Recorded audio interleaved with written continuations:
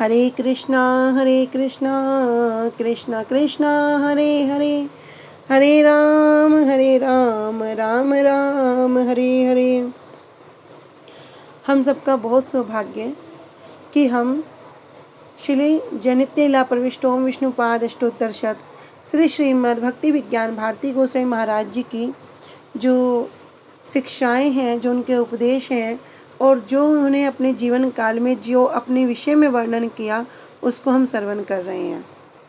तो आज हम श्रवण करेंगे कि किस प्रकार श्रील भक्ति प्रज्ञान केशव गोसाई महाराज जी से उन्होंने जो मंत्र प्राप्त किया, शिक्षा रूपी मंत्र। अब तक हमने श्रवण किया था श्रील भक्ति विज्ञान भारती गोसाई महाराज जी की माता का नाम श्रीमती प्रभास मंजरी चक्रवर्ती और इनके पिताजी का नाम श्री वनमाली चक्रवर्ती था। फिर इनके किस प्रकार 8 साल की उम्र में इनका उपनयन संस्कार हुआ, किस प्रकार इनके जो गुरुदेव हैं जनित्य लीला प्रविष्ट ओम विष्णुपाद अष्टोत्तर शत श्री श्रीमद् भक्ति दैत श्री माधव गोसाई महाराज जी से इनका हरिनाम दीक्षा हुई। और इसी विषय में हम आगे श्रवण करते हैं कि जब इनको प्रभुपाद जी के अनेक जो शिष्य हैं उनका संग करने का सुअवसर प्राप्त हुआ और उनसे शिक्षा रूपी मंत्र को इन्होंने ग्रहण किया। तो आज हम श्रवण करेंगे श्रील भक्ति प्रज्ञान केशव गोसाई महाराज जी से प्राप्त मंत्र। तो यहाँ पर श्रील भक्ति विज्ञान भारती गोसाई महाराज जी बताते हैं कि मैं अपने गुरुपाद पद्म के आदेश से कुछ समय तक नित्य प्रति श्री देवानंद गौड़िया मठ, नवदीप में जो मठ है, वहाँ पर श्रील भक्ति प्रज्ञान केशव गोसाई महाराज जी के निकट जाकर उनसे डिक्टेशन लेता था। मतलब जो श्रुति लिपि है उसको लेते थे और उसको लेकर बाद में श्रील भक्ति रक्षक श्रीधर गोसाई महाराज जी से उसको एडिट करवा देते। अर्थात श्री भक्ति रक्षक श्रीधर गोसाई महाराज जी के जब पास ले जाते थे तो वे उन्हें पढ़कर उसके जो भाव है उनको स्पष्टता हेतु उसमें कुछ संशोधन करते थे। और जब वो पूरी प्रतिलिपि तैयार हो जाती थी उसको फिर क्या करते थे, कोर्ट में जमा कराते थे। इसके बाद क्या हुआ कि एक समय जब श्री भक्ति प्रज्ञान केशव गोसाई महाराज जी ने जो बाग बाजार गौड़िया मठ के जो तत्कालीन आचार्य पद पर अधिष्ठित थे श्री भक्ति केवल ओडुलोमी महाराज जी के विरुद्ध इन्होंने 3 अभियोग लगाकर केस दर्ज किया। ये जो महाराज जी थे इन्हीं के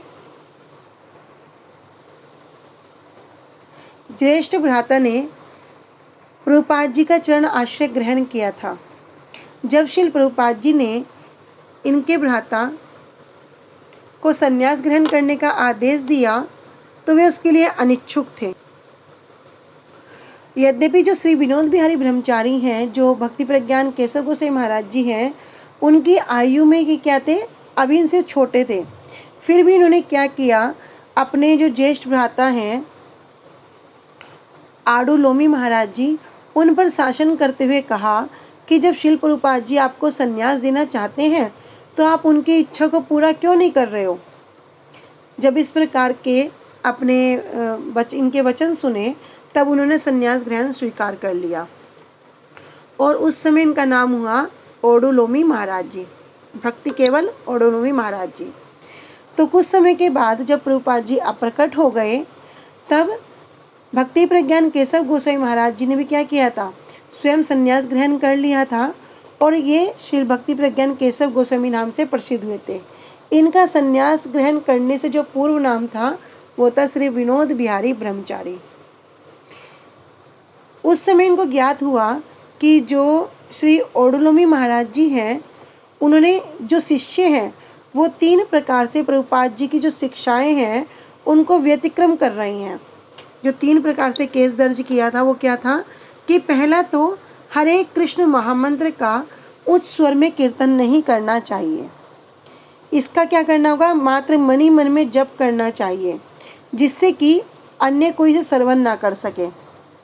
दूसरा कि यद्यपि जो प्रभुपाद जी थे, प्रभुपाद जी ने स्वयं अनेक शिष्यों को और यहाँ तक कि श्री ओडुलोमी महाराज जी को भी क्या किया था, गेरुआ रंग जो संन्यास वस्त्र है उसको प्रदान किया था, किंतु उन्होंने क्या किया, उस गेरुए संन्यास वस्त्र को परित्याग करके श्वेत जो बाबाजी वस्त्र हैं उनको धारण कर लिया और प्रचार करने लगे कि संन्यास धर्म कलयुग में क्या है, सर्वप्रथा वर्जित है। और तीसरा जो उन पे बात कही गई थी वो क्या थी कि यद्यपि श्रील प्रभुपाद जी ने स्वयं ही श्री नवदीप धाम परिक्रमा के जो नियमित आयोजन को पुनः स्थापित किया था, किंतु इन लोगों ने क्या किया, परिक्रमा में भाग लेना या उसका आयोजन करना पूर्ण रूप से अस्वीकार कर दिया था। इस प्रकार जब इन पर केस किया गया और तो इतना भी कह दिया कि जो लोग श्रील प्रभुपाद जी की विचारधारा को सामान्य व्यतिक्रम भी स्वीकार नहीं करते, वे श्री जो भक्ति प्रज्ञान केशव गोसाई महाराज जी हैं, उन्होंने श्री ओडुलवी महाराज और उनके सभी अनुगत जनों से संपूर्ण रूप से संबंध विच्छेद कर दिया था और यहाँ तक कहा कि वे प्रभुपाद जी के शिष्य कहलाने के योग्य नहीं हैं और न ही प्रभुपाद जी के द्वारा जितने भी स्थापित मठ हैं उनमें उनको रहने का भी अधिकार नहीं है। तो इस प्रकार जब उनको इस प्रकार क्या किया, उन पे केस कर दिया। तब जो हमारे भक्ति विज्ञान भारती गोस्वामी महाराज जी हैं, उनके गुरुपाद पद्म श्री श्रीमद् भक्ति दयित माधव गोस्वामी महाराज जी ने भक्ति विज्ञान भारती गोस्वामी महाराज जी को भक्ति प्रज्ञानशील केशव गोस्वामी महाराज जी के द्वारा क्या किया, इस मुकदमे के संबंधित जितने भी वक्तव्य हैं उनकी श्रुतिलिपि प्रस्तुत करने की सेवा में नियुक्त कर दिया। जब ये श्रुतिलिपि प्रस्तुत करते, उसे क्या करते, सबसे पहले श्रीमद् भक्ति रक्षक श्रीधर गोस्वामी महाराज जी को उनके पास लेके जाते और उनको पढ़ाते कि अगर कुछ भी इसमें करेक्शन करना है तो वे करेंगे। तो जिस दिन ये कोर्ट में जो फैसला होना था, न्यायाधीश को उस केस का निर्णय सुनाना था, उसी दिन श्री ओडुलोमी महाराज जी ने क्या किया, अपने 8 शिष्यों को संन्यास प्रदान किया और प्रदान करके क्या किया, स्वयं भी गेरुए वस्त्रों को पहना और उनको भी गेरुआ वस्त्र दिया। क्या पहले क्या विचार कर रहे थे कि नहीं संन्यास तो वर्जित है और बाबा जी वेश धारण कर लिया था, किंतु अभी जिस दिन ये फैसला होना है उसी से एक दिन पहले क्या किया, अपने 8 शिष्यों को संन्यास दिया, स्वयं भी गेरुए वस्त्र संन्यास वस्त्र को धारण किया और समस्त सन्यासी शिष्यों और अपने जितने भी अनुयायी हैं उनके सहित क्या कर रहे हैं, संपूर्ण नगर में भ्रमण करते हुए उच्च स्वर से हरि नाम संकीर्तन करते हुए कोर्ट में उपस्थित हुए। हरे कृष्णा कृष्ण कृष्ण हरे हरे, हरे राम राम राम हरे हरे। इस प्रकार जब उपस्थित हुए तब उन्होंने श्री भक्ति प्रज्ञान केशव गोस्वामी महाराज जी के द्वारा जो लगाए गए समस्त अभियोग थे उनके विषय में कहा। क्या कह रहे हैं कि हम लोग तो गेरुए वस्त्र धारण करके अपने संन्यास दंडों को हाथ में रख कर और उच्च स्वर से हरिनाम संकीर्तन करते हुए श्री नवदीप धाम की परिक्रमा कर रहे हैं। हमने श्री गोद्रुम द्वीप में श्री प्रभुपाद जी, जो श्री भक्ति सिद्धांत श्री ठाकुर प्रभुपाद जी हैं, उनके नाम से एक मठ की स्थापना भी की है, जहाँ पर हमने उनके श्री विग्रह की प्रतिष्ठा भी की है। तब किस प्रकार से कोई यह कह सकता है कि हम श्रील प्रभुपाद जी के शिष्य नहीं हैं। ये सब सत्य जब न्यायाधीश ने जाना तो उन्होंने क्या किया कि जो श्रील ओडुलुमी महाराज जी थे उनके पक्ष में ही निर्णय को सुना दिया। तो प्रतीत क्या हुआ, ऐसा प्रतीत हुआ कि भक्ति प्रज्ञान केशव गोस्वामी महाराज जी इस केस में हार गए, पराजित हो गए। तब श्री भक्ति विज्ञान भारती गोस्वामी महाराज जी उनसे पूछते हैं कि आप और आपके जितने भी गुरु भ्राता हैं जो इस केस के संबंध में जिन्होंने बहुत अधिक परिश्रम किया है, और भक्ति विज्ञान भारती गोस्वामी महाराज जी ने भी क्या किया था, उसमें परिश्रम किया था, तो कह रहे हैं कि अब क्या हम वापस में, अब तो हम केस हार गए, अब वापस न्यायालय में क्या इस निर्णय के संबंध में पुनर्समीक्षा करेंगे या पुनः याचिका डालेंगे। तब भक्ति प्रज्ञान केशव गोस्वामी महाराज जी कहते हैं, देखो हम हार कर भी जीत गए और वे जीत कर भी हार गए हैं। तब भक्ति विज्ञान भारती गोस्वामी महाराज जी कहते हैं, महाराज मुझे ये बात तो समझ में नहीं आई।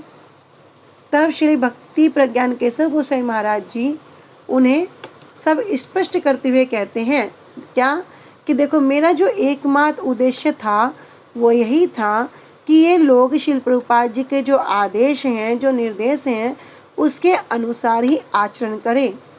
और अब हमने देखा कि वे लोग ऐसा ही कर रहे हैं। वे अब संन्यास वेश भी धारण कर रहे हैं और अन्यों को संन्यास प्रदान कर रहे हैं और उच्च स्वर में हरिनाम संकीर्तन कर रहे हैं। इस प्रकार हम ही विजयी हुए हैं। उच्च स्वर से हरिनाम संकीर्तन का क्या तात्पर्य है? कहते हैं उच्च स्वर से हरिनाम करना अर्थात जो जीव जंतु पशु पक्षी ये तो भगवान का नाम नहीं ले सकते, और जब कोई व्यक्ति उच्च स्वर से भगवान का नाम जाप करता है, कीर्तन करता है, तो इनके कानों में भी उसकी ध्वनि जाती है, जिससे नाम सुनने मात्र से इनका भी कल्याण हो जाता है।